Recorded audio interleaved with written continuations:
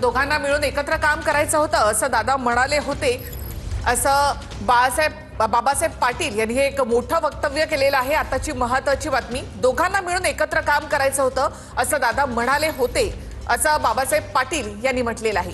जयंत पाटलांनी देखील आता तीच प्रतिक्रिया दिली आहे की दादांचं आणि माझं बोलणं झालेलं आणि आता दोघांना मिळून एकत्र काम करायचं होतं असं दादा म्हणाले होते, असं वक्तव्य केलंय बाबासाहेब पाटील यांनी।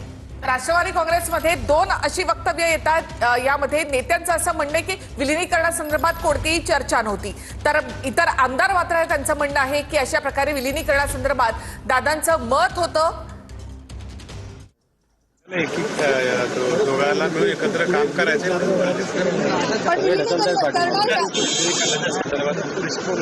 पण याच्यातून एक स्पष्ट होतं की अजित पवार यांचीच इच्छा होती की दोन्ही पक्ष एकत्र यावेत। बरोबर आहे आणि नेत्यांनी याला काही सहमती दिली होती।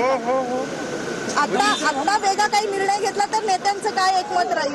सगळे तुमची काय पवार माझी स्वतःची भावना आहे। पवार साहेबांनी पवार कुटुंबियांनी आतापर्यंत राज्याला एक नेतृत्व दिलंय। शरदचंद्रजी पवार साहेबांनी दादाने त्यांच्या नेतृत्वाखाली आतापर्यंत एवढी मोठी आघाडी घेतली होती आणि सुनेत्रा वहिनी देखील राजकारणात बाळकडू खूप घेतलेला आहे, त्यांना माहिती आहे, अनुभव आहे आणि ते एकदम चांगल्या प्रकारे काम करतात। पण तुमची इच्छा आहे का दोन्ही पक्षांनी एकत्र यावं? काय थोडं बहुत ओके, धन्यवाद।